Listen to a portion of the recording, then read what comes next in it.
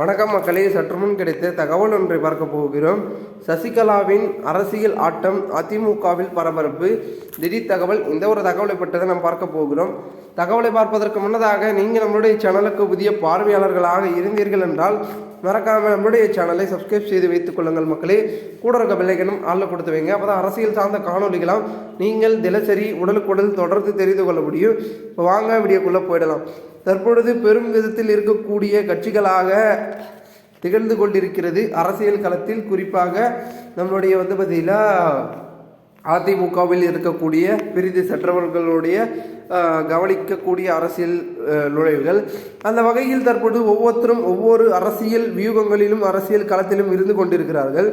இந்த ஒரு சூழ்நிலையில் தற்பொழுது அதிமுக மற்றும் திமுக, அதன் பிறகு மேலும் இருக்கக்கூடிய பார்த்திங்கன்னா விஜய், சீமான் என 4 பேர் இருந்தாலும் கூட இன்னொரு பக்கம் இன்னொரு கூட்டணியாக சசிகலாவும் ராமதாஸ் அவர்களும் பார்த்திங்கன்னா இணைந்து ஒரு சில முடிவுகளை எடுத்துக்கொண்டிருக்கிறார்கள். அந்த வகையில் இவர்களுடைய முடிவுகள் ஒரு பக்கம் இருந்தாலும் கூட தற்பொழுது தீவிரமாக செயலாற்றி கொண்டிருக்கிறார்கள் அக்கட்சியில் இருக்கக்கூடிய புள்ளிகள். அதாவது என்னன்னா, இவங்க பார்த்திங்கன்னா சிறிய கட்சி ஆரம்பிச்சிருக்காங்க. இவங்களுக்கு பெரிய கட்சியோட சப்போர்ட் கொஞ்சம் கிடச்சிச்சுன்னா அங்கே பார்த்திங்கன்னா ஆதரவு கொஞ்சம் ஏறும். ஸோ அதை எப்படி பார்த்திங்கன்னா எப்படி உயர்த்தலாம் அப்படின்ற ஒரு நோக்கத்தில் தான் பார்த்திங்கன்னா அவங்க செயல்படுறாங்க.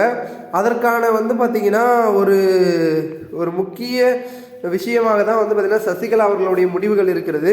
அவங்க என்ன நினைக்கிறாங்க அப்படின்னு பார்த்தீங்கன்னா, குறிப்பிட்டு தற்போதைய பார்த்திங்கன்னா அரசியல் களத்தில் எந்த கட்சிகளோட நம்ம கூட்டணி வைக்கலாம், அதிமுக நம்மளுடைய பார்த்திங்கன்னா உறுதிகளை ஏற்று நடக்குமா, அவங்க என்ன மாதிரியான பார்த்திங்கன்னா ஒரு சில முடிவுகளை நமக்கு கொடுக்க போகிறார்கள். ஏன்னா பார்த்திங்கன்னா முதல்ல பார்த்திங்கன்னா அதிமுகவில் சேரக்கூடிய விஷயங்களை தற்போது சசிகலா அவர்கள் மேற்கொண்டார். ஆனால் அது வேலைக்கு ஆகிற மாதிரி தெரியல.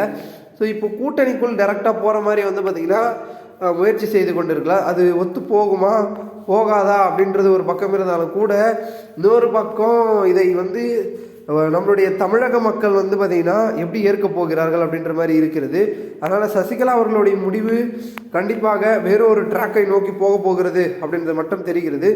பார்க்கலாம் என்ன நடக்கிறது, ஏது நடக்க போகிறது அப்படின்றத. இந்த ஒரு தகவல் தற்பொழுது அரசியல் வட்டாரத்தில் மிகவும் கவனத்தை இருக்கிறது.